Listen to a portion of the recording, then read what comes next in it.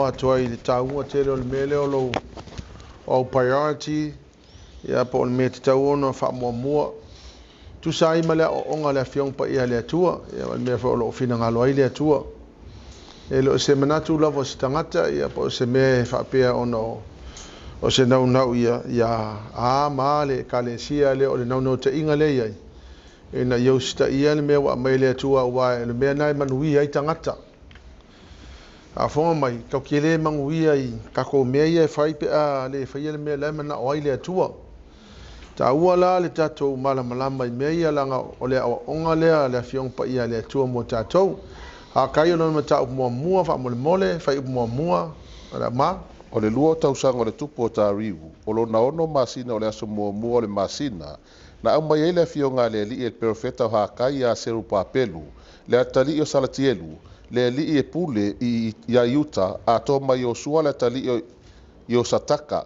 o le faita ulangsili o lo fa pe mai ya ole me fo ile o tatou priorities our priorities in life what you need to do first. There are many important things that we must do. De kele me kau e kau fai. Ele va pe e tasi se me tau, e tele me tau, e kele me le kele me tau. A ole me le mana bia, ole me la mana ole tu e fa mua. That's more important. Ya ole me pito sili langa e kau na tuli tatou. Ole tala la tu se pa ia fa mai o feta lai mai le tua ia ha kai.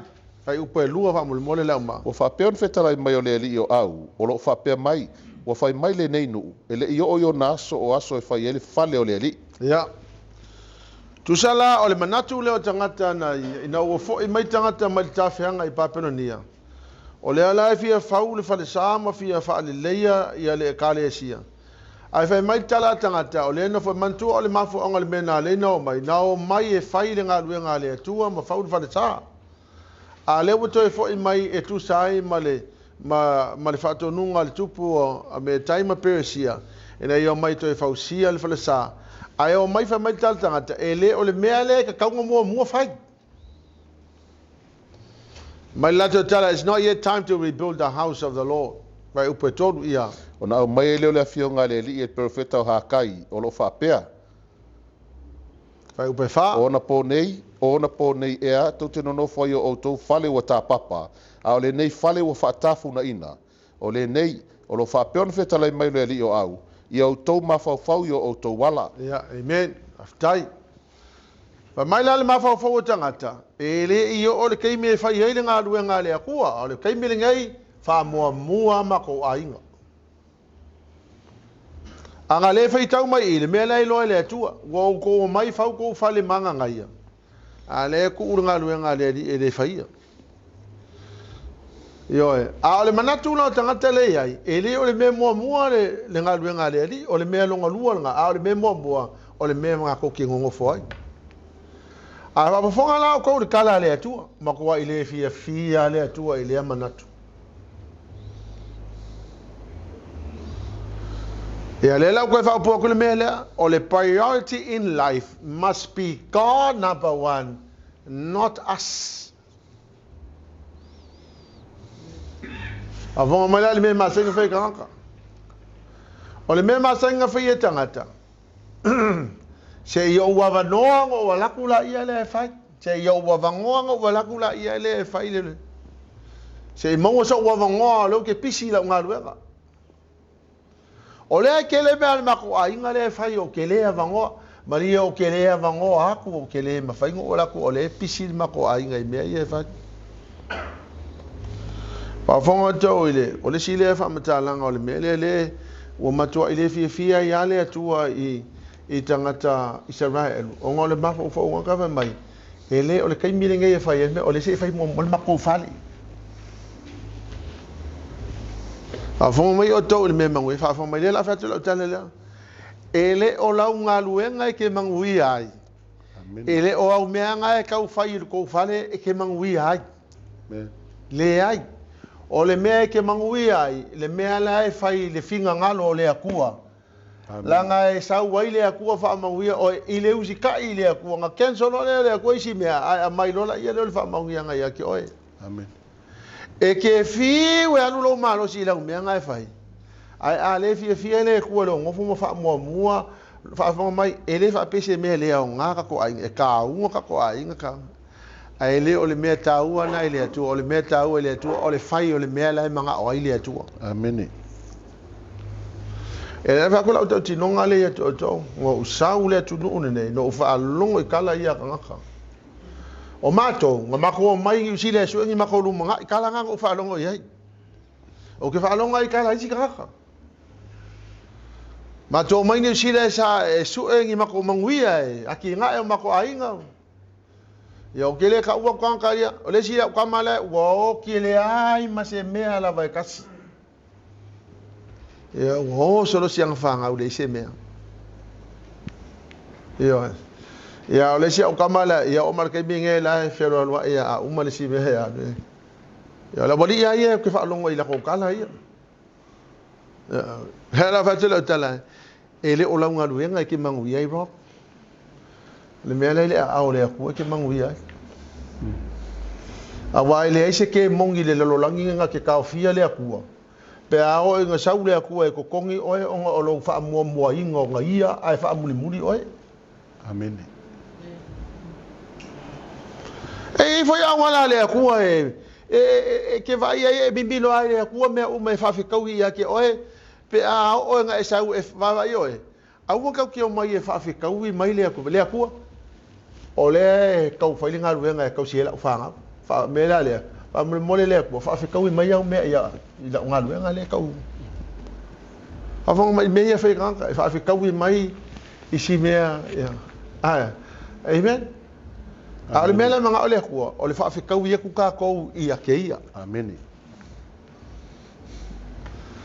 Yo ya ko ngai fa nga ka ria ko ke le tanga tala le inga la fa pe mai o lo vinga la kana i se pia a ku la nga luenga le o ke ola ele sa me fai pe fa mai la nga luenga le ai ele o le tisi se nga yo le tisi se na oi ale o ke fa ya ku le mele kala ngo mai ku si pa ia. Amen. Ai le ti tala no atu le mele fa mai tu si pa ia al me nga ia fa le tisi se nga ka ia wa ele ku sa uma ka ma la ku tisi se o la wa tisi se nga fai nga o fai ya wo ya ku le fe kau ya nga luenga ile me nga vala a wa ya o le tua ya o fa pe ano okay o le a wi sai no mala nga luenga anga le wo ya ku o le ke le so sa ke fai nga luenga o ke le ava ngo so sa ya mo mo o walu le si piko nga e ka o le bureau meaning au fi fai nga luenga a ola ke me fai ku kongi holiday pay ele ese holiday pay le ese sick pay usala sika e ke sick without pay a ele fai nga luenga e ke le fai nga luenga without pay o walu le pikonga o walu pikonga ko fai nga luenga o le kele la o mo menga loss le holiday loss ya ele sick loss o manga me uma ango fai la tisi senga ango fai le to o ke le manga o ke fa kau ya ku o ya ki oe o ya me o ke le manga fa kau ya ku o ya ki ka manga fa kau ya oe le me la ke finga ngalo ai o ngai fa kau ya mai o le tu ya walo nga le ise holiday a ma ele ise ku kongi a o skili si masi ya mo uma ku pe holiday si ka ai le ise holiday pe ngamo o le me la fa ya a le fa ngalo a no work no eat ya o kele pole o pawa le benga lo ma fa o le te fa to la to tino o kele o fa ko fa pe a lu ki fa ko la ko ki ngonga le benga fa anga ngo fa ile tua wo o lo mo malama ele o la nga luenga o ke mangui ai o le mea nai lo a o le ke kuria. Amen.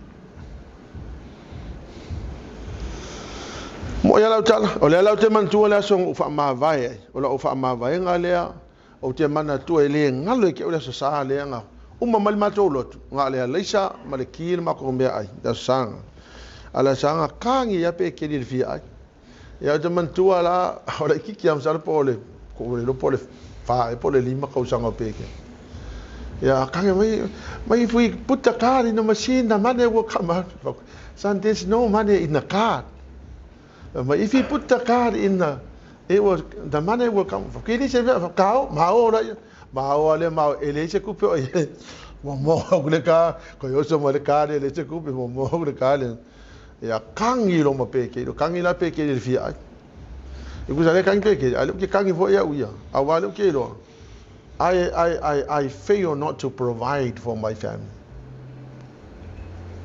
Yang o fai ale au ile ko va kule tu you told me now my son is crying leche me ai but you told me that this is what you will do. Ya le fa tu la tala le mena tu wai ele fa pe au fa ku e fa fe kawi ka ko ile tu ngwa pele e ke le ui se testing e ke ui le testing Amen.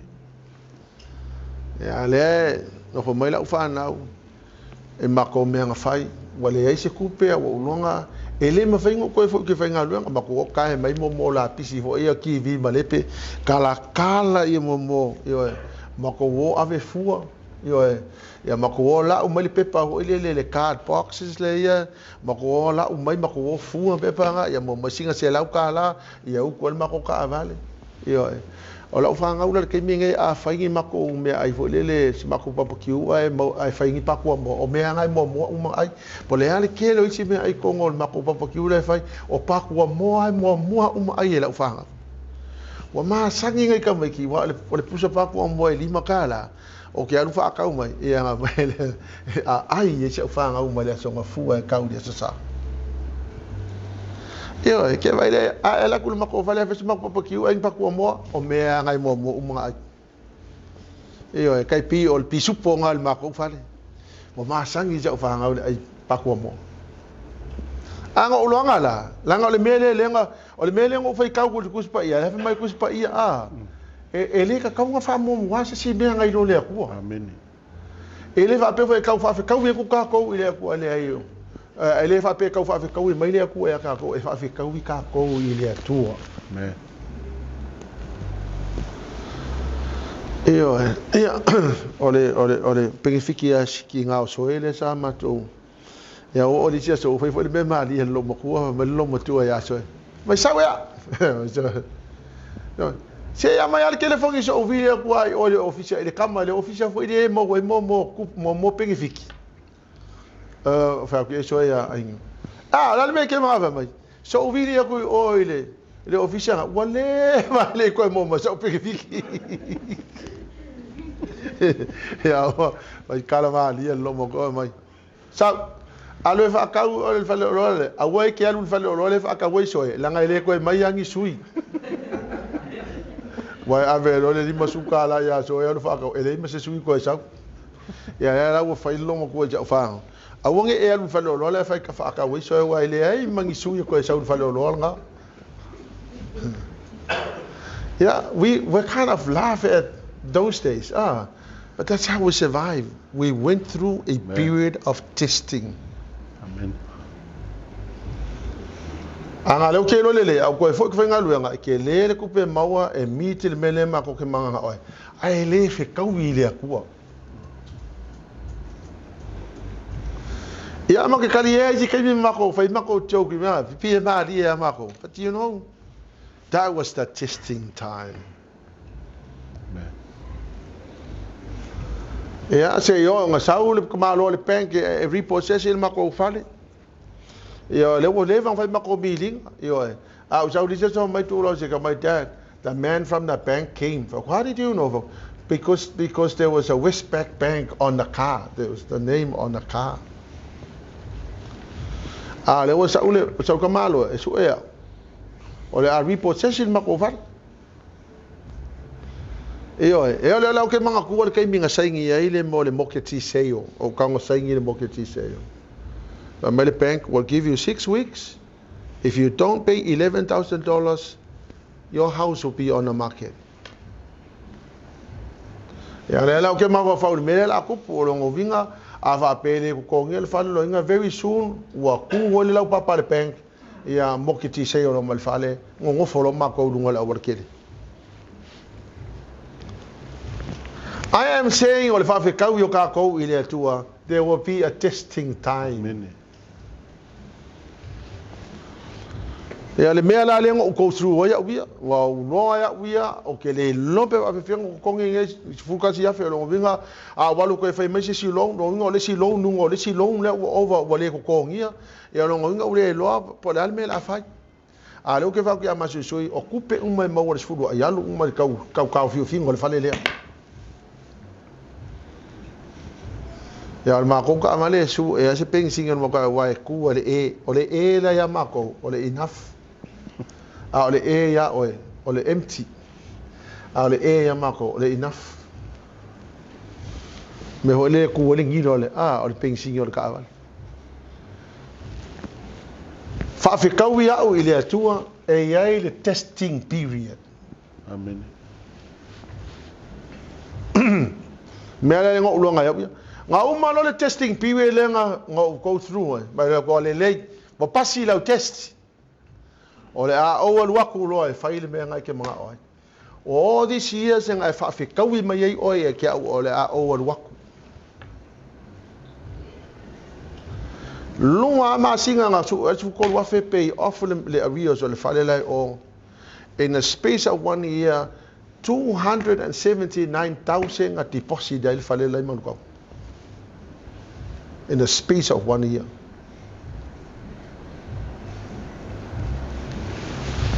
Ela va que ko a ve ka wi ka ko le ko e ye le testing period o le testing period a e fail for the testing o le ale ka un le mele manga o le ko e ko there will be a testing time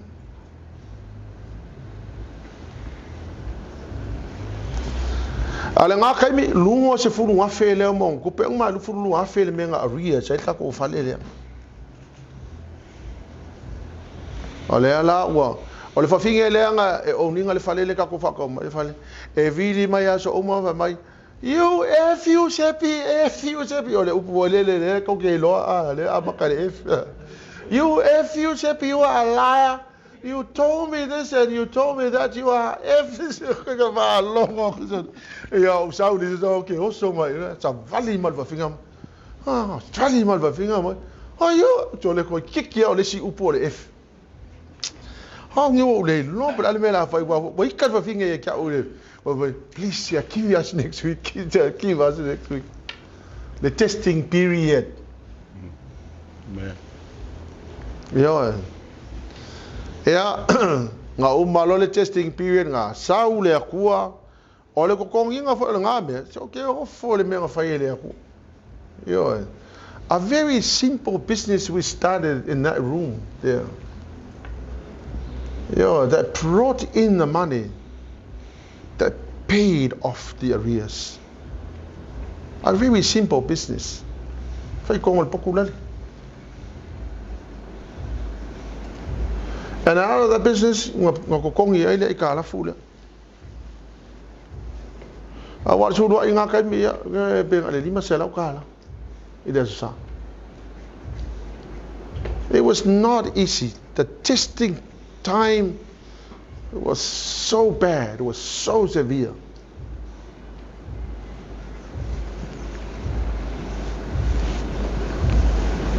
Amen. amen Nga umalo le pili yoka nga test ai mako saulo male ko fai lo male mela nga manga o yelo lo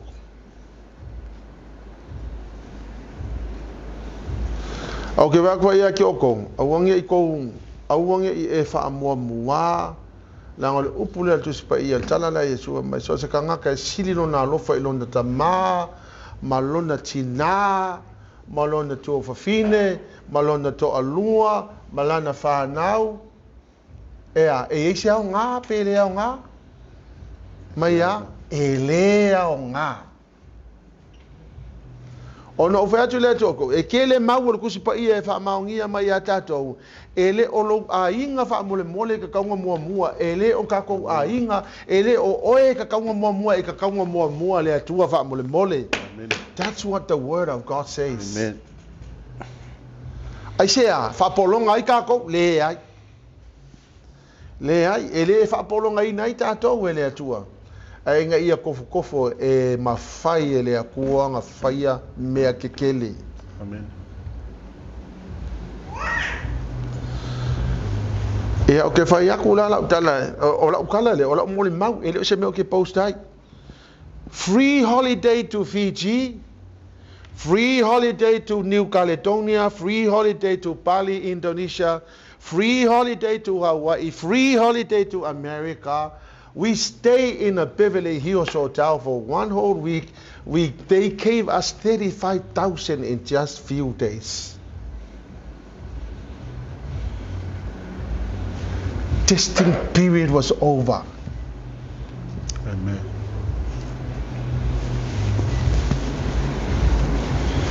Amen. Amen. Free holiday to Paris, France, all paid for by Herbalife. We bought brand new cars, cash. O uma le pili o kai testai kaho. E ke la wa fa pea e nga ngai kanga kai kupo e mele le ya la nga kupo le nga kanga nga le wa mala mala kupo fa mole mole a ngol fa mo mua si mea ile akua. Amen. Fa mo mua le akua.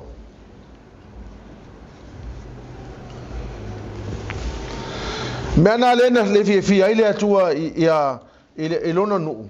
O nga le ua mai kanga fa mai ele o le mea nga ka mo mua ele fa mo mua le loko fa mo mua ma ko a inga o ke le o fa ya kula e si ya ma fo ang ale ke o fa pe e o le mea la ma alfa fe au ya ba ko mo mea le loko fa mo mua mea le loko fa fe ma ko a inga le ele o le mea nga loko fa ko a ele ma nga fa le mea nga don't do it. I'm telling you what I did and what happened to us. Amen. Ne. Ma fonga la o to le mele al fai upe lima o le ono fa mole mole ia. O le nei, o lo fa peo fe kala mai o le li o au. I o tau ma fa fau i o tau wala. O tau to me tele.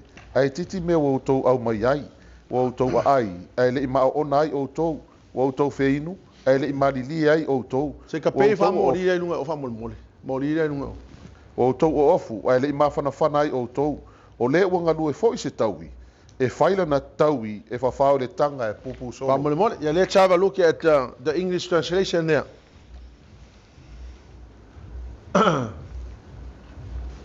Mai upai lima. Mai, look at what's happening to you. Ba ai le mea ngai wa kupu ia ke oe, a se a onga wa o kongo ngofo mfa mua mua isi mea ai ku ua u wha alunga lua.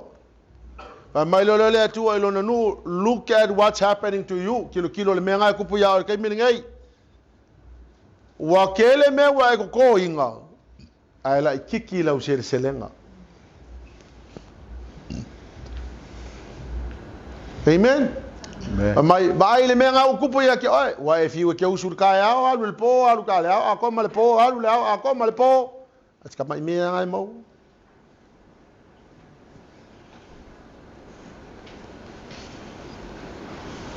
Amen. Amen. Longa lua fa mai ya. Wa e ai ke ya. Ke le ma onga. Amen. Amen. Fa mai wa e ai ke le ma onga. Lona tolu fa mai ya. Wa e ingwa ke le malia lo loto. Lona fa mai ya. To ofu ai le ma fana yo. Wa e ofu ai ke le ma fa fanga. Ya ala le si menga so mai ai. Wa fu lo ko kongi e fa fa o kanga e pupu solo. Wa mawalo ko kongi a ku le kanga ya. Pupu solo. E pupu solo ele ai se mea. A fonga mai la ko si kanga. E sa mai le singaluenga, le singaluenga, le singaluenga, le singaluenga. Ala la va ka ko kongi al ka vale le un man ko kongi le ha peches. Amen. Amen.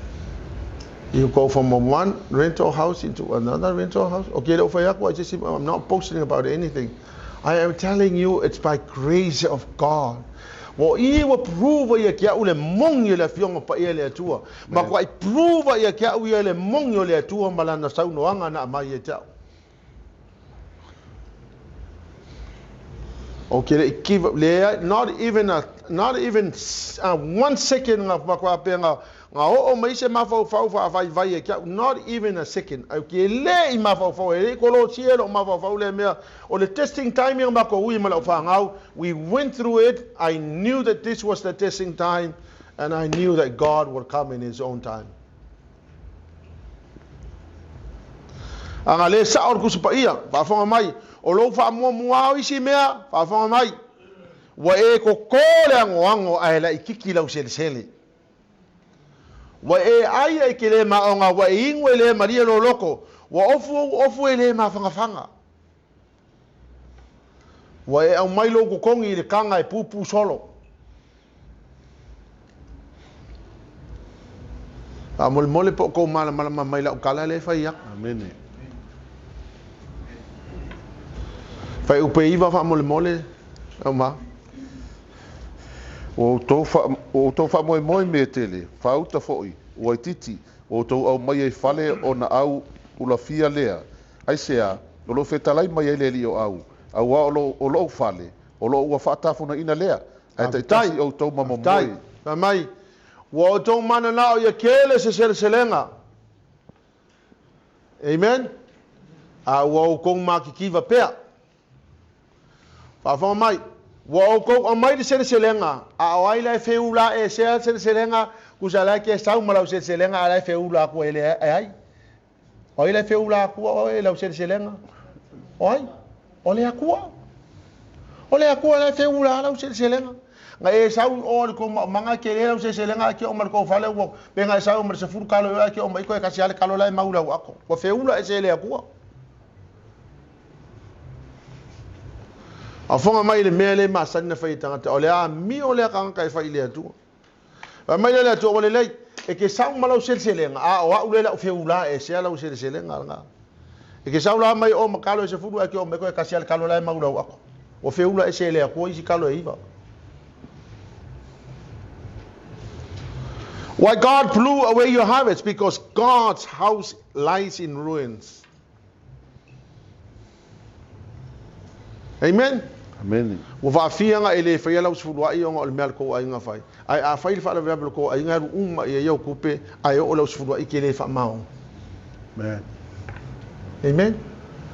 Amen. Amen. Nga le fa mau ngela usfulu ai la ko pa o ka avali ya pe mal pusi pe mal kupu mai le me yo ya ngaul va la asingi ya le la ablo kupe avelvet yo ke le yo me kupu e mai fonga o la kupe le saka ka un avela se furua ya le halu sono ai lo malo si ma wai ke le me o le fai o isi me le o ngawe mo e ke le ma kupe alu le ai ma sau me nga mau. Amen. Amen. Ala struck ko le kale si e ka fai me yo ala ke ola le ma fo fa wa isi kan ka fa fo bo isi me le si me o ke ngo fo isi so mo ma fa o ke lo ngala ke le kan ka transfer au ke ngo fo ma fo fa o le va pe I wonder po la se kilo kan ka ile akua ma la to lo ngona le mala ko me la fai pe wala ko mala malama e mangu wi ai. Amen. Amen. A fa mai la fai o pasfuru ia O le mele ua tawhia ai le langi o taulunga ina ni to mai ele sau o le lau ele foi ua taofi e ia ona fua. Fa mai lo le akua o le mea la lea onga o ka kou o le a pupungi le langi le ko ia se ua o fa mala o le ua e o lai lau fa ko anga o le mo le sau lunga le langi le e o lai le fa ko anga o le mea le fa mai lo le akua onga o ka kou ma le kako ngofo ma fa mua kako a inga mai si mea a e fa longa lunga le akua o le mea le o le a ka pungi le langi le ko e ke vai e ke ala i fo nga e alu ko la ka pisi ngei e ke ala fo ka ya fa pe ale o la ka pisi e o male si onga ma singa la fa pe ar ke le la ka pisi o mai fo ka usanga nga le pa wa le kupu la ka pisi le ai la me o kupu la ka pisi fa mai le akua ya va fi ai ke ngofu ma fa mua ka pisi ai fa longa lua mai ya e kere mala e o ke fa ola ka pisi Ana le ke fiu ka mo fai se mea ka mo fai ku le mea ele work fai ka mo fai ku le mea ele work ka mo fai ku le mea ele work fiu ka mo fai mea ele work.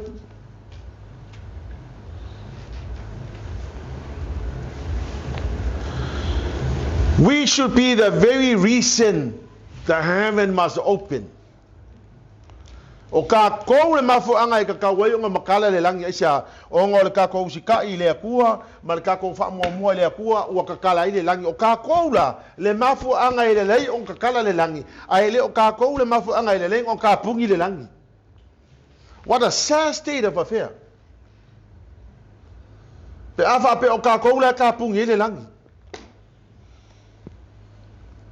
Amen. Many. Our priority number one must be God, not your family, nor your job. A kongo ke fa pea mai, o ngisi fo lo fa fonga mai le internet, kongo ke fa pea mai o le winga la kala o le ia le o le winga la kala, fa mo le ko. E lo ko ainga. E le o la ngalu nga ke mangui ai. Amen. Me le au le ko ke mangui ai. Amen. Fa upusutas. O wala au fo I le la mala I lunga o le ele malunga maunga malunga le saito malunga le waina malunga le suau malunga me tupu le ele malunga tangata malunga manu vai fa malunga ngaluenga uma o tolima. Amen. Fa fong malala o nga o ko ngofo ma fa mo mua ko ngaluenga ma mea ko benga e fai ai fa muli o le mele fa fonga o kala le tu fa mai o le a o makua I pupungia o mamangui o me I ko ke kamu fai fai.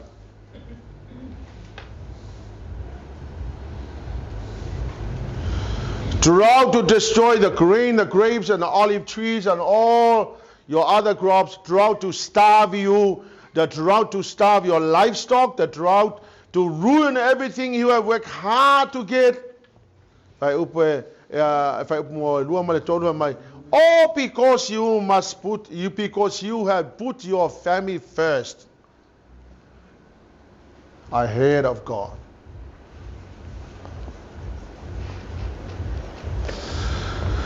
O le mea lea ai fai kau e mai lea tua o mea umala o ka fia I le ko ise mea ko ola pepe uma ka o le winga la ele o kala a mai ka ko ele on ka ko fa ko anga vai linga ko fa anga fai a le winga nga mea e ke fiu ka mo fai se mea nga e polonga I e kaua kia e ma ele fa pela o fa sala o ele tua no because you are doing something that is not going to bring the blessing.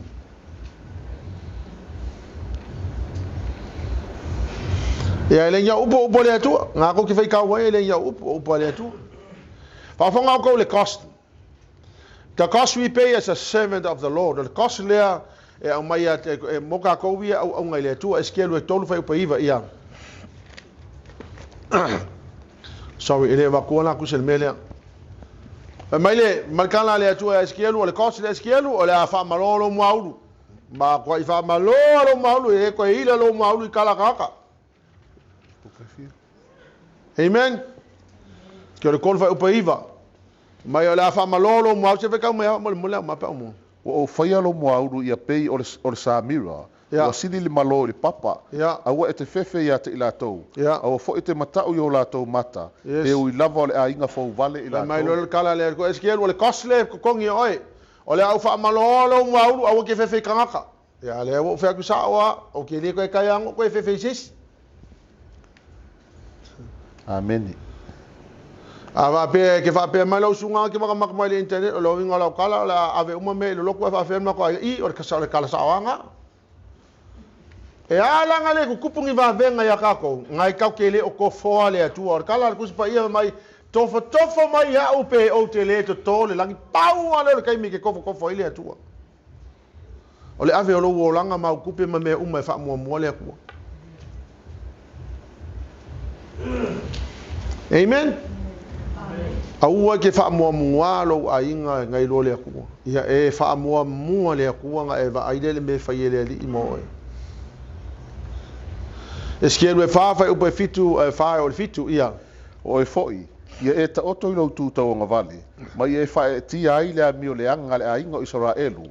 o na so atoa te taoto ai e tau ia ia te oe la tau amioleanga au au whaatatau atu ia te oe tau sanga o la tau amioleanga o na so atoa e tau se lau ma le iwanga fulu ia o leiva vitai o le kosi leo ke kalangoa iai o leo ke kalangoa le tau le tutongi e tātou mai le atua eskelu la fa malolo maulu au nge fefe kangaka ia e alu e faile mele au fa ke ole upu ke alfa kanga alu e fe kangaka o le melo no lua fa mai eskelu o le a e fa tafa i lo tu le tau matau o le tu fia le left side lo tu nga vale o le a e ka oko le ku nga vale kor se la wiva sfuru aso a kasi la aso ako e ke fa kafa e represent ai le kaimi ako le kor se la wo so e kasi la aso ako e ke fa kafa ya lo left ano inga lusu fa kula e ke moi lo left ai fa e mai nga sala tangata ya oe ke moi lo e sang e bingoi lo left a umal nga ko fa ka fa le ku ko makau nga ko ka ko le molesia so ako ai ko fa e mai nga sala ka le kosi le ke kala ngo ai o le kosi o le mol tangata o una le li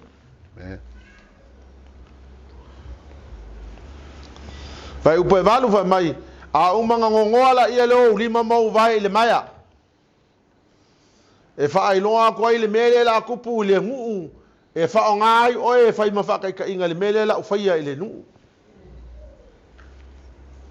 ya o mai lola le me piko silia ngang fa inkal eskelo lu sumal fa fa po sulima su val fa fonga la ia wo mai folia fionga le ia tia u fa pe mai le atali ia tangata fauta o le au ave seina ia te oe ile mala le wo e fia fia iai e te le tangi tui e te le tangi e le malingi fo i o loi mata ia e oi le mu au al fa no no ia woti no ia lo pale ia te oe ma fa se e o vai au le ufitia lo lau ngutu au pito lunga au fo ia te ai le mea ai tangata ona o tau tala tu ai le nuu le tai au na oti fo ila ua vai le afiafi ona o fai le tai au e pei ona polo ina mai ai au ona fai mai ai le nuu ia te au e te le faali mai e ia te imatou po o a e ia mea e matou te ya wale le ka fitai o le kosi leo ke kala ngoai ka le kosi leo ka ngaka e au na le li me leo le ka ko wala o wingo ka ko le li pe mal tala le atu ya eskelu o le ave ese the dearest treasure which was his wife. So God said, Ezekiel, this is the cost. I'm going to take away your wife tonight. Amen. Amen. O le au ke fai kaua kule upu le whanga o le dearest treasure I longa le kua o le makua I tia la volonga wife. Ave mai le atua o le kosi le kau kalonga ai mai le atua o le ave ese lo to o lua. Ave ai la my conditions ai. You are not allowed to cry. You are not allowed to cry at the funeral. You are not allowed to cry at the grave. Ave mai kala le atua ia eskelu fai upa suma fitu fai mai ia e o ongo I kokong. Amen. Among my cousin leo ke vakuai. Being called to a servant of the Lord, there is a price to pay. O le price to pay, o le fia ai o lau whangau. O le price to pay, o le le lava me ko ke moe, o le cousin leo ke vakuai. But because o leke ngau ngau e whamua mua le akua, e uia nga kako ui le me o le fia ai, fia ingo vai au tia whangau, mata sai mai ofu vai le engi napi. O leke go through le cost lea se I umanga ko kongi o ngā leke manga e whamua mua le akua, whamuli muli oe. Amen. O le testing time for ele fa awi e ka ko le akua. Ele o se kaimi fai ngofi. Afa mai afa pe wale fa mai le akua, I'm going to take away your wife. You're not allowed to cry at the funeral, you're not allowed to cry at the grave. That must be very hard, man. If that was me, I would say, God, man, you're so unfair to me. How can you not allow me to cry over somebody that is so dear to me? You cannot do this to me if I was me. If that was me. Ale pilioka le ke fa ko le pilioka le e kofo I kako po le ale me le mo mua e ke o le pilioka nga kofo mai kako we le tu e umalongo kofo le pilioka nga sa ro le ku e fa le me la manga o lo. Amen.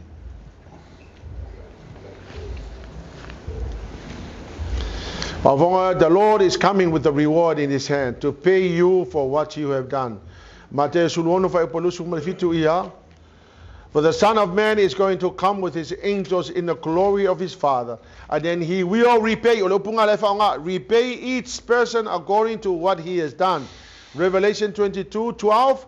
Look, I am coming soon, and my reward is with me to repay each person according to his work. Ole upura leo ke mga mafa ole repay. Afonga mai. Olowa fusisina malowa futoto ki au nga ile atua. Olo saule atua le temile nei e amai le tawila u mai lunga lima mo oi. Afonga mai. Le ai ma se kangaka ngalue mo le ali I whapea e le koko ngia oe le atua. Make no mistake, po le ale ke le kosa la ke koko ngia, e le ai si tangata e le to ngia e le atua e tusa malana ngalu, e ngalai whai. A kongo ngisi kaimi e le whawhekai aku iau mea whai, a kongo ngisi kaimi e le koko ngia kako mea whai. But make no mistake that the Lord Jesus is coming with the reward. The Bible says so. Amen. He will make you, God will make you work for nothing. He will not do that. He will never make you work for nothing. Never. He will repay for everything you have done for Him. There's a back pay coming. Amen. You know back pay? You know what make all the back pay? I'll make all the back pay. Huh? All back pay ya? Pay may nga luenga fight. All back pay mai la wala makang ola nga luenga say ya o mal kay mingay e koy pay mai le tu all back pay e koy pay ma me nga fight mai la makang. Amen. Ako ngi ko fa pe e o kang kala fa ako ma pe. Si o kala umanga le inga yung fa pe ya mai me le lokong. That's not what I'm saying. Look, you know, the church is not picking for money. We are not picking for money. Amen. I'm encouraging you to find a way to be blessed. Amen.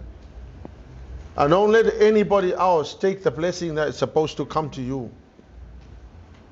I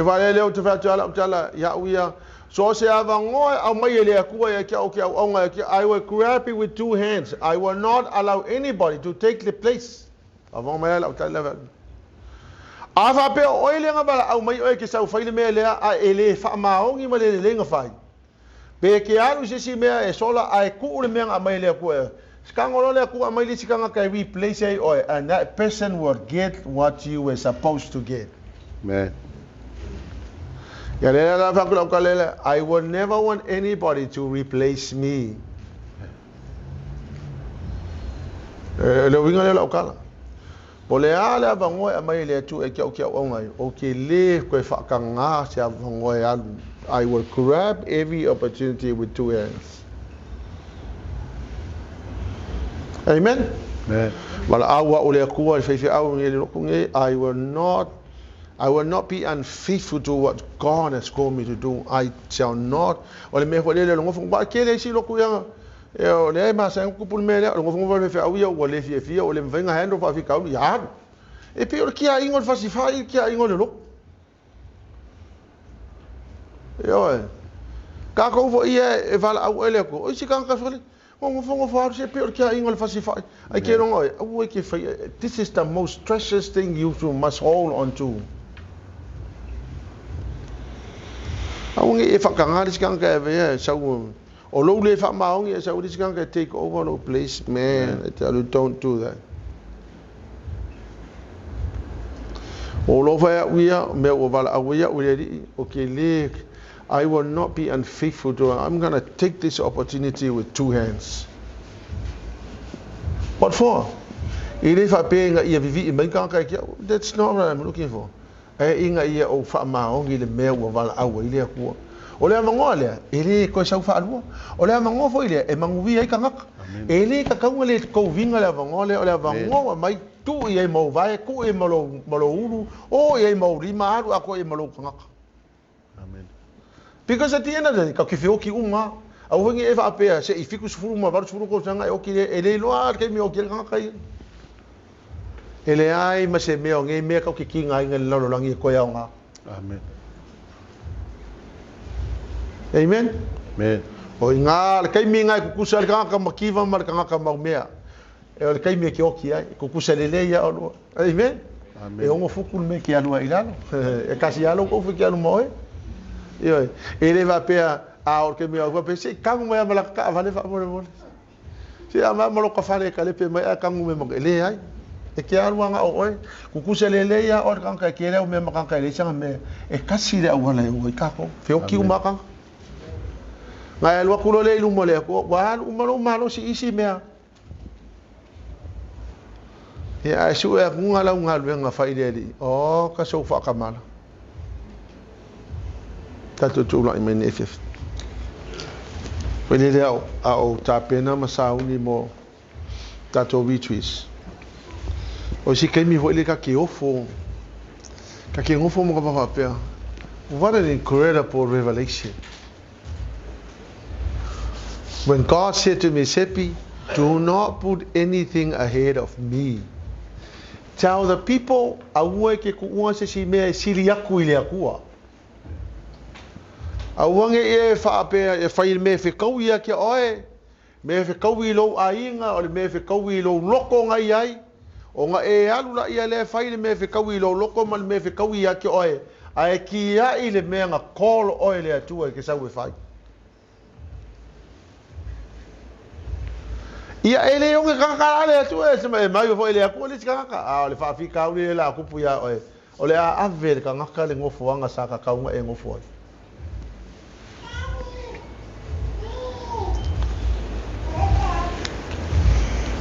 Don't let anybody take your place in the ministry and in the kingdom.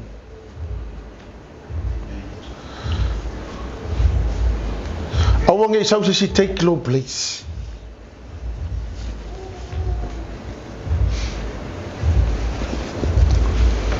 Ya uia o mea wala awa ya ule akua o le avangonga ku mai le akua ele o se mea amai se kanka wala ko finga I amai le akua ele se I mean I kokongo lo ele ngi mea fa se kanka.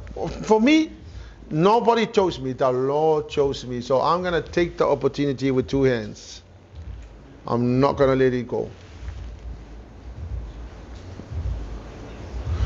O ke fia fai manguia ile ali. O ke fia fa longo longo si ufofonga le unga le ia ma le fa maoni na e ulu fa le mai ile fia loli. O le leonga le ke fia fa longo ia. Wa ile ima se mea o ngi me ka ki kinga inga le lalolangi e kau le langi ile ima se mea o nga ile langi. Nga o oe lava ma lo o nanga ile ali ma lo wola. E o nga. Hallelujah Jesus. Tu atula la vanole ia te oe te fai esa oe tala ile atua. Mai whako ese ele atua po e la ngona mai ale fi au le fi fine. Ia ma mea nai te nofo mo wha mua ia te oe wha mule muli ale atua. Se I maua sou a vangoa, se I e a vangoa. O wha iunga foi na umana wha iau wha iunga, o alanga wha iau wha iunga, o wha ile me fi kawi ia ki oe ma le me fi tawi lo loto a ki a ile atua. O fa iunga ngawa umanga e fai e kawi ma oe e kawi lo a inga e kawi e fa fe le akua e kawi le akua a fe le me nga wala au ai oe le atua la e alu e ki ai.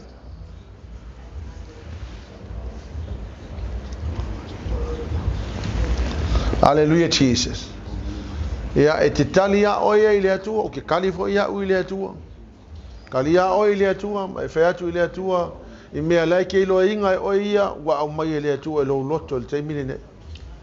E leo sa ue kala le atua.